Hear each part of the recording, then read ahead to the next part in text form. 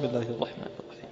إذا زلزلت الأرض زلزالها وأخرجت الأرض أثقالها وقال الإنسان ما لها يومئذ تحدث أخبارها بأن ربك أوحى لها يومئذ يصدر الناس أشتاتا ليروا أعمالهم فمن يعمل مثقال ذرة خيرا يره ومن يعمل مثقال ذرة شرا يره.